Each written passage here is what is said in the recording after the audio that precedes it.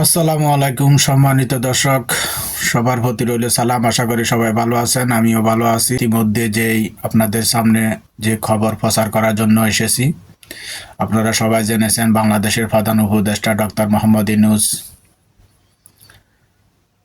2 দিন আগে সংযুক্ত আরব আমিরাতে এসেছেন। আরব আমিরাতের গভর্নমেন্ট সামিটের যোগদানের উদ্দেশ্যে উনি সংযুক্ত আরব আমিরাতে এসেছেন 2 দিন সফরে। অবশেষে বাংলাদেশে থেকে এসে উনি ওনার সফর শেষ করে 2 দিনের মধ্যে আজকে বাংলাদেশ শুক্রবার বিকেল বাংলাদেশের উদ্দেশ্যে শাহজালাল আন্তর্জাতিক বিমানবন্দরের উদ্দেশ্যে উনি বাংলাদেশে গিয়েছেন।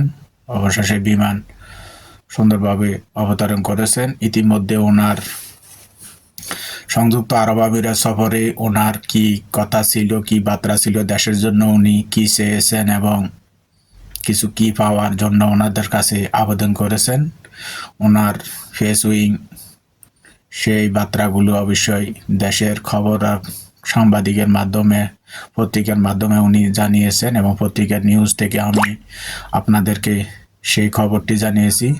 দুবাই সফর শেষ করে ফিরলেন আজ শুক্রবার বিকেলবেলা ডক্টর মোহাম্মদ ইউনূস ঢাকা শাহজালাল আন্তর্জাতিক বিমানবন্দরে অবতরণ করেন। বিমানটি দুবাইয়ের ওয়ার্ল্ড গভর্নমেন্ট সামিটে যোগদানের পর শুক্রবার সংযুক্ত আরব আমিরাত সফর শেষ করে এমিরেটস একটি ফ্লাইটে দেশে ফিরেছেন প্রধান উপদেষ্টা ডক্টর মোহাম্মদ ইউনূস। দেশটির ক্রীড়া মন্ত্রী ডক্টর আহমেদ বেলহুল আল ফালাসি দুবাই বিমানবন্দরে তাকে বিদায় জানান।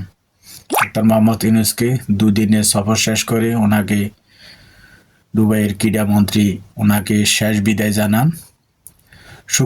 শুক্রবার বিকাল 5টায় তাকে বহনকারী ফ্লাইটটি ঢাকার হযরত শাহজালাল আন্তর্জাতিক বিমানবন্দরে অবতরণ করেন।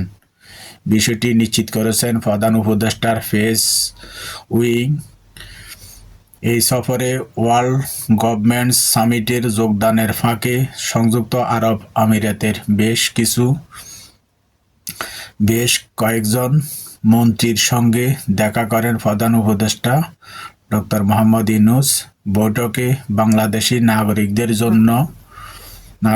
জন্য ও নাগরিকদের উপর ভিসা নিষেধাজ্ঞা, ব্যবসা বাণিজ্য সম্প্রসারণ, বাংলাদেশের চট্টগ্রাম বন্দরে সংযুক্ত আরব আমিরাতের ব্যবসায়িক বিনিয়োগের পরিকল্পনা এবং ক্রীড়া ও শিক্ষা সম্পর্ক গভীর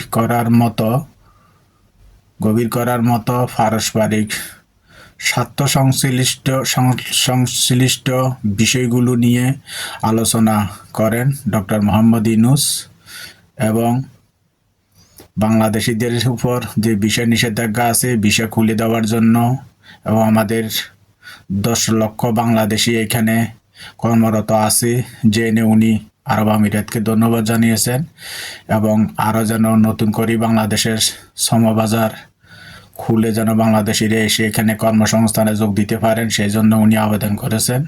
তো ইতিমধ্যে ইনশাল্লাহ অবশ্য হয়তো ফেব্রুয়ারির ভিতরে, এখনো তো মাসের আজকে 14 তারিখ, আশা করি আগে একটা নিউজ দিয়েছিল ফেব্রুয়ারির মাঝামাঝি বিষয় খুলে যেতে পারে। যেহেতু ডক্টর মোহাম্মদ ইউনূস এসেছেন, উনি সব কথা বলে গিয়েছেন, সবাই সবার সম্বন্ধে জানতে পেরেছেন। আশা করি শীঘ্রই বিষয় খুলে যাবে, তো সবাই দোয়া করবেন। গত 12 ফেব্রুয়ারি ওয়ার্ল্ড গভর্নমেন্ট সামিটে যোগ দিতে এসে দুবাই সফরে শেষ এই বার্তাগুলি জানিয়ে দেশের পক্ষ হয়ে এই বার্তাগুলো জানিয়ে গিয়েছেন ডক্টর মোহাম্মদ ইউনূস। তো সবাই অপেক্ষা থাকেন, নিশ্চয় খবর পাবেন ইনশাআল্লাহ। আল্লাহ হাফেজ।